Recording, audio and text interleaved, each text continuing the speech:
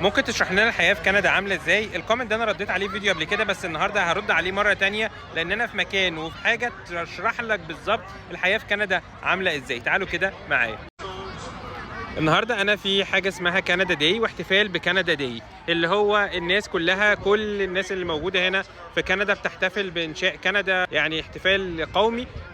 كل الناس دي يا جماعه من كل الاعراف والملل والديانات واللي انت تتخيله والجنسيات وكل حاجه. انت لو بصيت كده في الكاميرا بهدوء هتلاقي ناس من كل الجنسيات اللي انت بتشوفها في التلفزيون.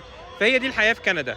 الناس هاديه، الناس بسيطه، الناس ما عندهاش تكلف، الناس قاعده بتاكل، هي جايبه اكل من بيتها، الناس بتجيب اكل من عربيات الفود تراكس، الناس بتجيب تشرب كل اللي انت تتخيله موجود في كندا. حياه سهله، حياه هاديه، وحياه ما فيهاش تكلف. ده لو انت بتسالني كندا عامله ازاي. معلش ان انا عملت الفيديو مره تاني عليه، رد تاني عليك، بس صدقني دي حاجه اعتقد هتفيدك بشكل كبير. واللي قدامكم دول هم اللي هم الفيرست نيشنز او السكان الاصليين للبلد. في اي احتفال واي ايفنت لازم يجيبوهم يعملوا حاجه ويعتذروا لهم ويقولوا لهم ان احنا ما كانش قصدنا وحاجات، يعني مش ما كانش قصدنا، بس يبقى في اعتذار واكنولجمنت ان احنا قاعدين على الاراضي بتاعتهم. يومكم سعيد، وما تصدقش كل الكلام اللي بيتقال لك ان كندا وحشه والحاجات زي كده. كل سنه وانتم طيبين.